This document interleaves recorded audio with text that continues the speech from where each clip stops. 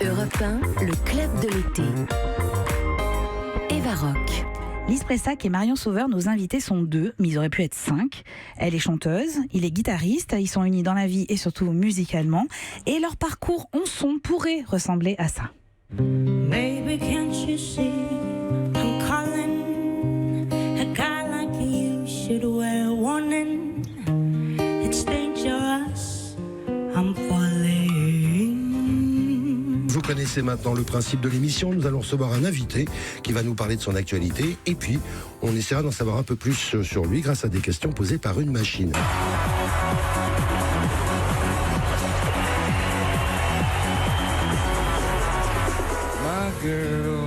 My girl, don't lie to me. Tell me, when did you sleep last night?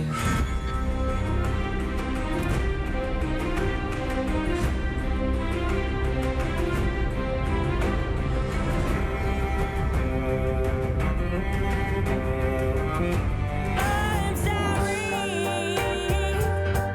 but I'm sorry. I'm sorry, but I'm sorry.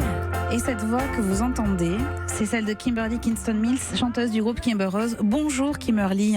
Bonjour. Comment ça va? Très bien, merci. Est-ce que vous pouvez nous présenter le garçon qui est à côté de vous et qui est en train de brancher sa guitare? Il s'appelle Anthony Adjadj et c'est le guitariste et compositeur du groupe Kimber Rose. Comment ça va Anthony?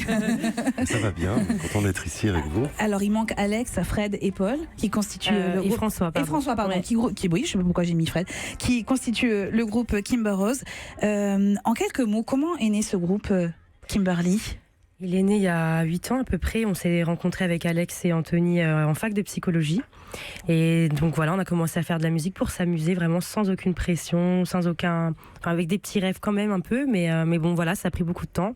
Et ensuite, un jour, on s'est décidé qu'il fallait absolument le faire, sauter le pas, comme on dit. Et on a cherché sur Internet des musiciens et sur des sites de rencontres pour C'est musiciens. pas vrai. Ça existe, même pour les et ça marche en Le plus. mythique des musiciens. C'est ça, et on a eu le coup de foudre pour Fred, notre batteur.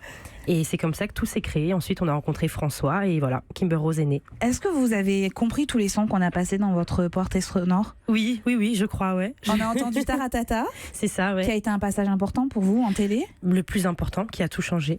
C'est vrai? Complètement. Ça veut dire quoi, ça a tout changé? C'est-à-dire qu'avant, on avait fait peut-être 2-3 concerts seulement en région. Donc nous, on vient de Picardie et on avait seulement joué dans des petites salles à ce moment-là. Et on a fait Taratata et le soir, nos réseaux sociaux ont explosé littéralement. Et puis voilà, plein de choses se sont passées. C'est comme ça aussi qu'on a trouvé une maison de disques, 6 et, oui. 7. Et c'est pour ça qu'on on vous a effectivement mis la voix de Pascal Nègre, qui Exactement. est votre producteur. C'est ça, oui, en gros. C'est le patron, en fait, de notre label. Voilà. Et voilà, oui, Taratata nous a servi aussi, bien sûr, à arriver jusqu'à lui. On a entendu également un extrait de Nirvana que vous reprenez, Oui. que vous avez même repris dans ce studio avec Maxime Switek il y a quelques Ouais. semaines de ça. On a entendu Game of Thrones. Oui. Pourquoi? C'est ma série préférée. Et Anthony, vous partagez cet avis-là? Oui, à fond. Vous êtes tous les deux sur Game of Thrones. On attend la fin avec impatience. D'accord, très bien, on va en reparler évidemment. Et puis on a entendu Sorry, I'm Sorry, qui est un des titres de votre album, Chapter 1. Quand on Ouais. dit Chapter 1 en français, chapitre 1, on se dit que Chapter 2 va arriver dans pas longtemps. C'est sûr. C'est vrai? Bien sûr. Il est déjà en gestation, comme on dit. Ah c'est vrai, vous y pensez déjà? Ah oui, complètement, bien sûr. Alors que vous êtes quand même dans la tournée où il y a beaucoup Ouais. de dates, on donnera les dates dans quelques instants, mais malgré ça, malgré la tournée et j'imagine votre état d'esprit qui est dans cette optique-là, vous arrivez quand même à penser au deuxième album. Mais je dirais même au contraire, en fait, le fait de tourner, de rencontrer notre public, comme ça nous inspire. On vit des émotions tellement fortes à chaque fois qu'on a d'autres choses à dire aussi. C'est passé tellement de choses cette année, je pense que là, on a trop de choses à dire vraiment.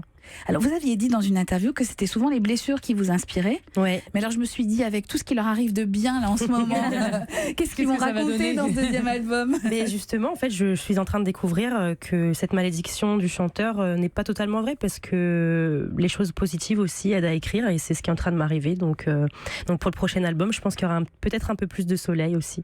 Est-ce que vous chantez tous les matins quand vous vous réveillez ou quand vous êtes dans la maison tous les deux? Non, pas tous les matins. Pas tous les matins. Mais très, très Anthony, Sous la douche? En général, je t'entends d'abord chanter et après parler. En général. Et vous savez ce que vous avez chanté ce matin en vous réveillant ou pas? Ce matin, je crois que j'ai pas vraiment pas du tout le temps de chanter. Je me suis réveillée, je me suis préparée vite. Il faut que j'aille à Europe 1, donc non. Là, ça veut dire vous nous faites lever beaucoup trop tôt. Europe 1.